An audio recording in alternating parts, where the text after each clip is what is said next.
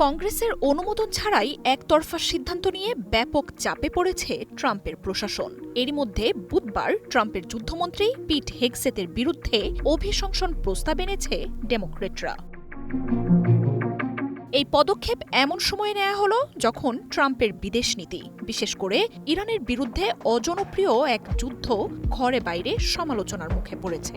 হেগসেতের বিরুদ্ধে কংগ্রেসের অনুমতি ছাড়াই ইরানে হামলা, মাদক পাচারকারী সন্দেহে নৌযানে প্রাণঘাতী হামলা সহ ৬টি অভিযোগ তোলা হয়েছে।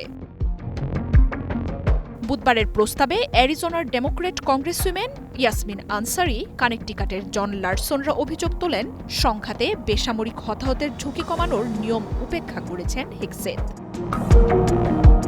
অভিযোগে ইরানের স্কুলে হামলায় ১৬০ জনের বেশি শিক্ষার্থী নিহতের কথাও তুলে ধরা হয়েছে। এই ঘটনায় আন্তর্জাতিকভাবেই আমেরিকাকে যুদ্ধাপরাধের দায়ে অভিযুক্ত করা হতে পারে বলেও শঙ্কা বাড়ছে।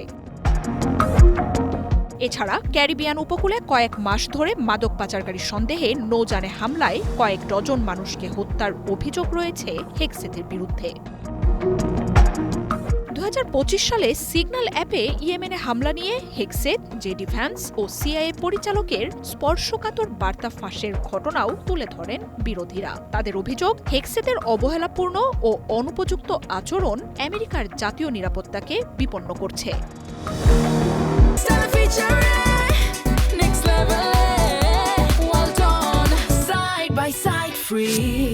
ডেমোক্রেটরা বলছেন, ইরান ও ভেনেজুয়েলায় বেসামরিক হতাহত ও সামরিক সংক্রান্ত কার্যক্রমের তথ্য গোপন করা হচ্ছে।